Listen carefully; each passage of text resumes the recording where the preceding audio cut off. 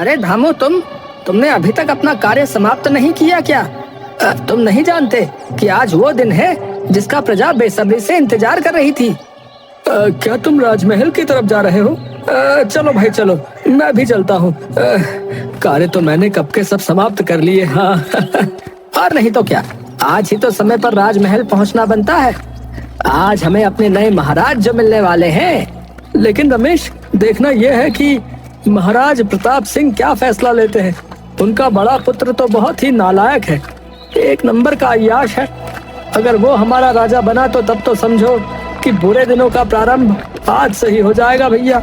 लेकिन धामू, ऐसा भी तो हो सकता है कि महाराज प्रजा के हित में फैसला करें और अपने छोटे बेटे को राजा बना दे।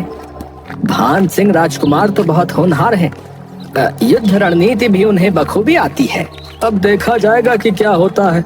राजगद्दी और सत्ता है ही ऐसी चीज जिसे पाना तो सब चाहते हैं, लेकिन उत्तरदायित्व सब नहीं निभा पाते। राजा प्रजा के हित में ही फैसला ले तो अच्छा है। हाँ, ये बातें करते हुए वो राजमहल पहुँचे। राजमहल के बाहर गांव की सारी जनता एकजुट होकर बस इंतजार कर रही थी। मेरी प्रिय प्रजा, कई वर्षों तक मैंने आपकी सेवा की, अपना कार्य सत्य निष्ठा से निभाया। हमारा गांव प्रगति के मार्ग पर चले, मैंने वो सब कार्य किए, परंतु हमारा साथ यहीं तक था। अब ये कार्यभार, ये उत्तरदायित्व अपने पुत्र के नाम करने का समय आ गया है। मैं आपको यकीन दिलाता हूं कि आज मेरा जो भी निर्णय होगा वो मेरे पुत्र मोह में नहीं बल्कि राज्य की उन्नति के लिए होगा। ये सुनकर सभी तालियां बजाने लगे। इतने में ही ढोल नगाड़े बजने लगे, फूलों की बरसात होने लगी और इसी के साथ दोनों राजकुमार मुकुल सिंह और भान सिंह दोनों ने अपने पिता को प्रणाम किया।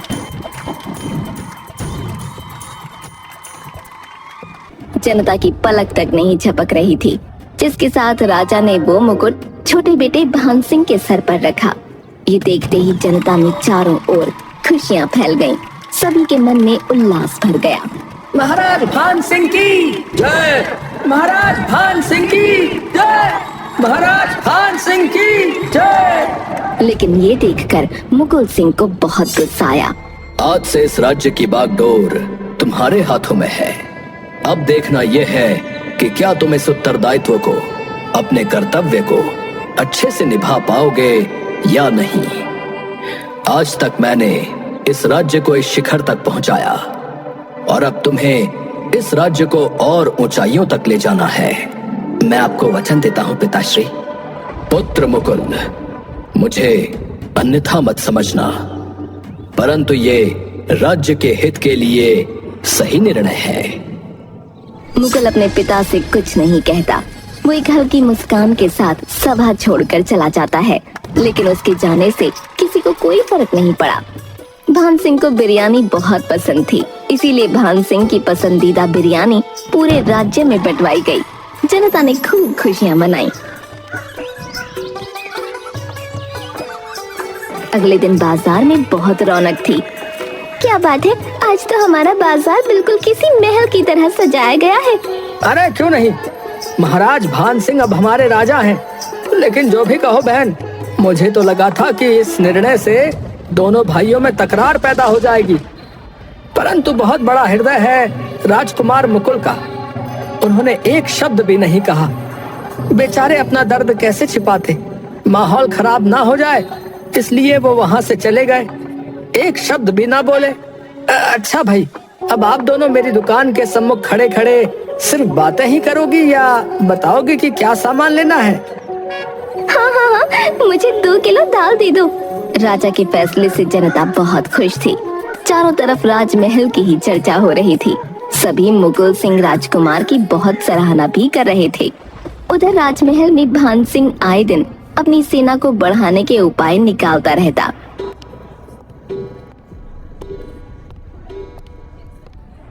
अरे भैया मुकुल, आप आइए। हम देख रहे हैं कि तुम जोरों शोरों से पूरी लगन के साथ अपना उत्तरदायित्व निभा रहे हो। ऐसे ही आगे बढ़ते रहना। आज आपने सच में साबित कर दिया कि आपका कद सदैव मुझसे ऊंचा ही है। परंतु आप ये याद रखना कि ये राजगद्दी हम दोनों भाइयों के प्रेम के बीच में कभी नहीं आ सकती भैया। आप सदैव मुझसे बड़े रहेंगे। मुकुल राजकुमार मुस्कुराते हुए वहाँ से चला गया। भान सिंह को बिरयानी बहुत पसंद थी, इसीलिए महल में भी अक्सर बिरयानी ही बना करती थी। ऐसा कौन सा मसाला है जो मुझे बिरयानी के चरम सुख तक ले जाएगा? मैंने अलग अलग हाथों से बनी बिरयानी चखी है, परंतु मुझे वो स्वाद कहीं नहीं आया जिसे मैं आज तक ढूंढता आया हूँ। महाराज, आज के भोजन में कुछ कमी है क्या? क्षमा चाहूंगा राजा साहब। अरे अरे, क्षमा की क्या आवश्यकता है, खाना ही तो है, ऊपर नीचे होता रहता है। ऐसे ही कुछ दिन बीत गए।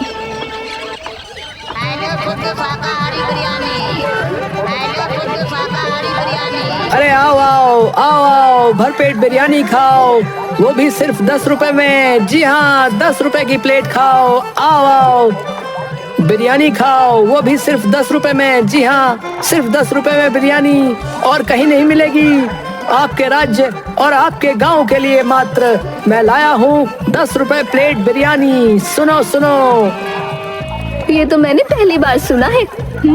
खुशबू बड़ी अच्छी आ रही है। भैया, जरा एक प्लेट बिरयानी देना। अरे ये तो बड़ी स्वादिष्ट है भाई। अच्छा, एक काम करो, 5 प्लेट पैक भी कर दो। अच्छा।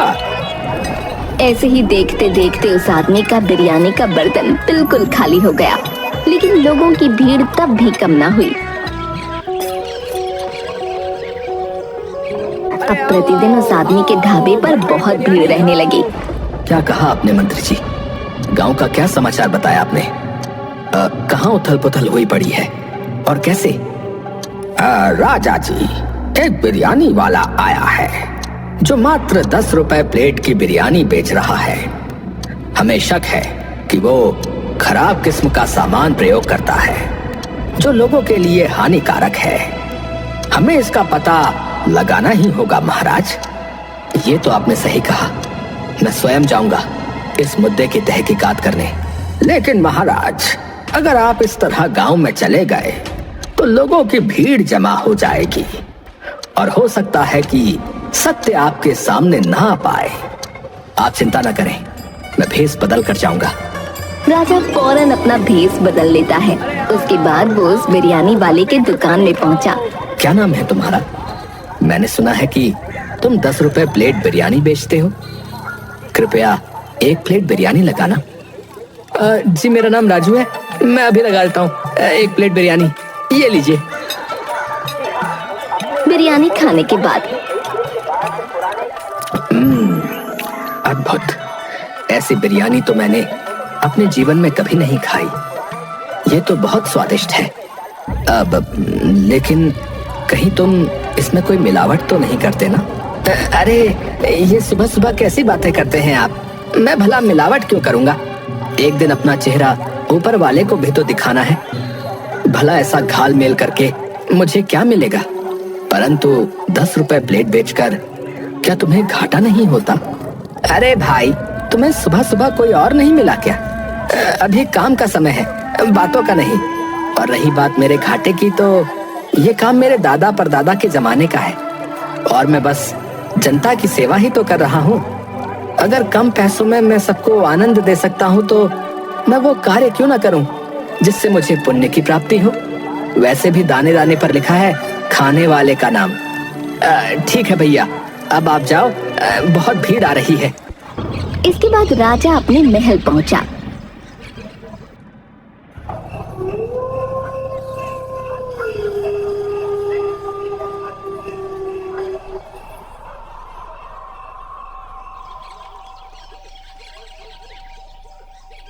अगले दिन राजा ने तहकीकात के लिए कुछ सिपाहियों को बिरयानी वाले की दुकान में भेजा।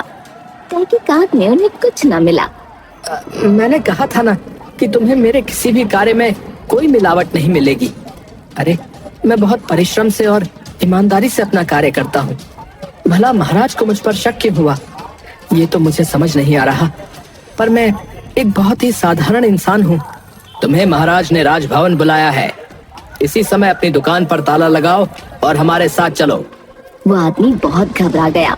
लेकिन उसे सैनिकों के साथ जाना ही पड़ा।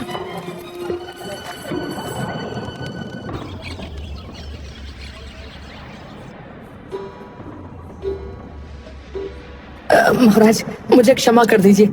आगे से कभी भी ऐसा काम नहीं करूंगा। कभी भी सस्ते दाम में कुछ नहीं बेचूंगा। मैं बहुत साधारण मनुष्य हूँ। मुझे काल कोठरी में मत डालिए। सैनिकों ने जांच भी की, परंतु उन्हें कुछ भी नहीं मिला। और अभी तो मेरा विवाह भी नहीं हुआ है महाराज। अरे अरे, डरने की आवश्यकता नहीं है। मैंने कब कहा कि मैं तुम्हें काल कोठरी में डालूंगा? बल्कि मैंने तो तुम्हें यहाँ बावर्ची की नौकरी के लिए बुलाया है। क्या तुम राजसी बावर्ची बनोगे? मेरे लिए प्रतिदिन ऐसी ही बिरयानी बनाओगे तो मैं तुम्हें यहाँ से जाने दे सकता हूँ। मुझे तो विश्वास ही नहीं हो रहा। महाराज, मैं आपके लिए बहुत ही स्वादिष्ट बिरयानी बनाऊंगा। मैं आपका बहुत आभारी रहूंगा महाराज। उस रात जब महल के सभी लोग सो रहे थे, तभी बगीचे की तरफ राजू किसी को इशारा करता है। अभी यहाँ से जाओ, मैंने कहा ना जाओ। मुझे समय मिलेगा तब मैं स्वयं तुमसे बात करूंगा। किसी के कदमों की आहट हुई और कदमों की आवाज सुनते ही काली शॉल ओढ़े हुए वो आदमी वहां से भाग गया। ये लीजिए महाराज, गर्मा गर्म भोजन तैयार है। परंतु ये क्या, आज आप कुछ चिंतित लग रहे हैं? हाँ राजू, विषय ही चिंता का है। हमारे राज्य पर वर्षों से नजरें गड़ाए हुए कानपुर राज्य का राजा बाला हम पर आक्रमण करने की योजना बना रहा है। अगर वो आक्रमण करेंगे तो विजय तो हमारी ही पक्की है ना महाराज? नहीं, मेरा कहने का तात्पर्य ये था महाराज कि हमारे पास तो ढेर सारी सेना है ना। कानपुर राज्य के महाराज के पास हमसे दोगुनी सेना है और मुझे भय है कि अगर उन्हें इस बात का पता चला तो वो आक्रमण करने में एक दिन भी जाया नहीं करेंगे। इतने में ही मंत्री वहां पहुंच गए। महाराज, राज्य की अंदरूनी बातें इस प्रकार खुलेआम नहीं करते। अरे, यहाँ राजू के सिवाय है ही कौन? ये तो हमारा अपना राजू है। देखो, देखिए राजू आज क्या बना कर लाया है। अच्छा हुआ मंत्री जी आप आ गए। चलिए साथ बैठकर खाते हैं। राजा और मंत्री को खाता देख राजू वहां से चला गया। राजू बड़ी ही देर से बगीचे में किसी का इंतजार कर रहा था। अंधेरा होते ही धीमे कदमों की आहट के साथ काली शॉल ओढ़कर अपने मुंह को ढका एक रहस्यमयी आदमी राजू के पास आ पहुंचा। अरे, मैं तुमसे ज्यादा बात नहीं कर पाऊंगा, लेकिन सूचना पक्की है। मैंने ये सब इस पत्र में लिख दिया है। अभी तक राजभवन में सब जाग रहे हैं। अगर किसी को भी मुझ पर जरा भी शक हुआ ना, या भूल से भी तुम्हें यहाँ किसी ने देख लिया, तो अनर्थ हो जाएगा। तुम अभी जाओ यहाँ से।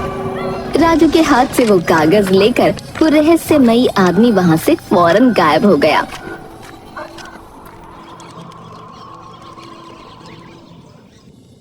क्या बात है राजू, आज पूरे राजभवन के लिए तुमने बिरयानी बना दी? बिल्कुल वैसे ही बनाई है ना, 10 रुपए प्लेट वाली बिरयानी की तरह। इसके बाद राजू फौरन सभी को बिरयानी परोस देता है कि कुछ ही समय बाद मंत्री वहां दमदमाता हुआ भाग कर आया। रुक जाइए महाराज, ये बिरयानी मत खाइए। लेकिन क्यों, क्या बात है मंत्री जी? सैनिकों, फौरन इस बिरयानी वाले को बंदी बना लिया जाए। सैनिक फौरन राजू के हाथ में हथकड़ियां लगा देते हैं। अब तो बताइए मंत्री जी, बात क्या है? राजू को बंदी क्यों बनाया गया है? महाराज, ये देखिए, इस डब्बी के अंदर नशीला पदार्थ था और ये मुझे रसोई घर में भोजन बनाने वाले बर्तनों के पास मिला। इस बिरयानी में अवश्य कुछ न कुछ मिला है। मुझे इस राजू पर प्रारंभ से ही शक था कि भला कोई 10 रुपए प्लेट बिरयानी कैसे बेच सकता है। सच सच बताओ, कौन हो तुम? आप ये मुझ पर कैसा आरोप लगा रहे हैं? मैं नहीं जानता कि ये नशीला पदार्थ यहाँ कैसे पहुँचा। मैंने अपनी बिरयानी में कुछ नहीं मिलाया। फिर तुम ये बिरयानी स्वयं खाकर हमें यकीन दिलाओ कि तुमने इसमें कुछ नहीं मिलाया है। इसे खाने के कुछ समय बाद अगर तुम बेहोश नहीं हुए तो हम मानेंगे कि तुम्हारी ईमानदारी पर हमने यूं ही शक किया। ये सुनते ही राजू हक्का बक्का हो गया। उसने बिरयानी करने वाला अपने हाथों में लिया, लेकिन वो उसे मुंह तक नहीं ले जा पा रहा था। सच बताओ या मैं तुम्हारा सर धड़ से अलग कर दूं। राजू कुछ बता पाता कि इतने में ही कानपुर राज्य की सेना महल में दाखिल हुई। सिपाहियों, जल्दी से आक्रमण करो, तलवार निकालो, शत्रु ने आक्रमण किया है। सब कुछ इतना अचानक हुआ। भान सिंह और पूरा राज्य इसके लिए अभी तैयार नहीं था। कानपुर के सिपाहियों ने पूरे महल को एक शमशान बना दिया। चारों तरफ खून की नदियां बह रही थीं। लड़ते लड़ते राजा भी बहुत जख्मी हो गया। भान सिंह अपनी आखिरी सांसों तक लड़ता रहा। वो अपनी मौत के करीब था। वो अपनी आखिरी सांसें ले रहा था कि तभी उसने देखा कि मुकुल सिंह उसके पास आ रहा है। बड़े भ्राता, अच्छा हुआ आप आ गए, सहायता कीजिए। मेरे प्यारे भाई भान सिंह, कैसे हो तुम? आज मेरे हृदय को बहुत ठंडक मिल रही है। जिस तरह से पिताश्री ने मुझसे ये राजगद्दी छीन ली थी और भीख मैं तुम्हें दे दी थी, और तुमने ये सारी सत्ता, इस सारे ठाट बाट को अपनी मुट्ठी में कर लिया था, उसी तरह मैंने आज तुम्हारे जीवन को अपनी मुट्ठी में कर लिया है। सब कुछ बहुत आराम से हो जाता मेरे भाई, परंतु तुम्हारे इस मंत्री को अपनी टांग अड़ाने की बहुत आदत है ना, इसीलिए मैंने इसकी टांग ही काट दी। अच्छा खासा राजू ने तुम्हारी बिरयानी में नशीला पदार्थ मिला दिया था। सारा राजभवन नशे में सो रहा होता, और जब तुम्हारी आंखें खुलती तब तुम राजगद्दी पर मुझे बैठा हुआ देखते और यूं ही तड़पते। कह दीजिए कि ये सब कुछ झूठ है। आप तो मेरे बड़े भैया हैं, आप मुझसे प्रेम करते हैं। प्रेम? मेरा छोटा भाई इतना नासमझ है कि मेरे झूठे प्रेम को समझ ही नहीं सका। तुम नहीं समझ सकते, बहुत तकलीफ होती है जब तुम्हारे पिता तुम्हारा हक तुम्हारे छोटे भाई को दे दे। परंतु देखो, आज मैं विजयी हो गया।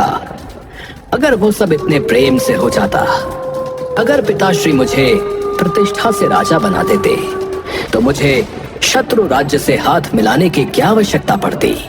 और इसीलिए पहले मैंने राजू को इस गांव में भेजा और इससे कहा कि वो अपनी बिरयानी को 10 रुपए प्लेट में बेचे, ताकि तुम्हारी नजर इसके ऊपर पड़े।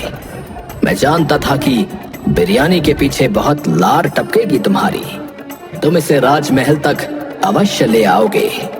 और वैसा ही हुआ।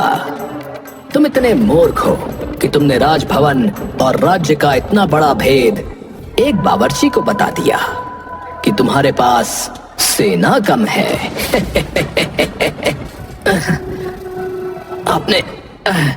आपने छल किया, आपने खंजर भोंका है अपनों की पीठ पर, लेकिन इस राज्य का सुख तुम भी नहीं भोग पाओगे। जो तुमने किया है उन कर्मों का हिसाब तुम्हें अवश्य मिलेगा। इतना कहते ही भान सिंह इस दुनिया को अलविदा कहकर हमेशा हमेशा के लिए चल बसा। आज से इस राज सिंहासन का स्वामी मैं हूं तुम्हारा।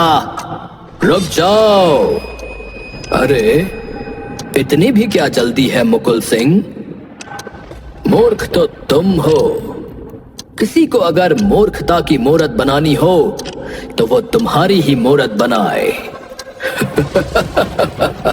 कानपुर के राजा के मुंह से ऐसी बातें शोभा नहीं देती।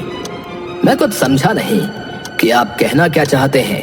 अरे मूर्ख, तुम अपने ही भाई से इतना जल रहे थे कि तुमने उसकी मौत की तैयारी कर ली, तो मैं तो फिर भी तुम्हारा गैर हूं। मैं भला तुम्हें यह राज्य क्यों दूंगा? मेरे सैनिकों ने यहां हमला किया है और तुम आखिरी वारिस हो इस खानदान के।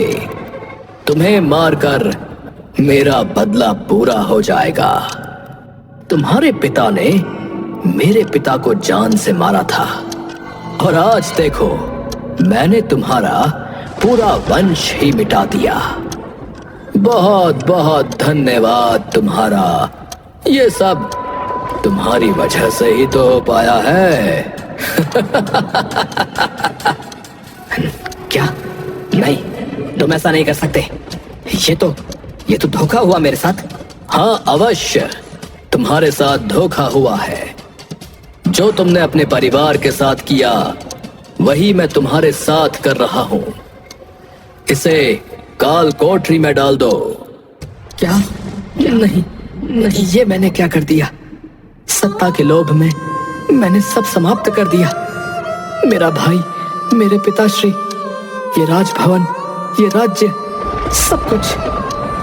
अपने ही पापों के बोझ तले मुकुल तड़प तड़प कर काल कोठरी में अपनी मौत की प्रार्थना करता रहा। पूरे राज्य में सत्ता पलट की घोषणा कर दी गई। पूरे राज्य में हाहाकार मच गया।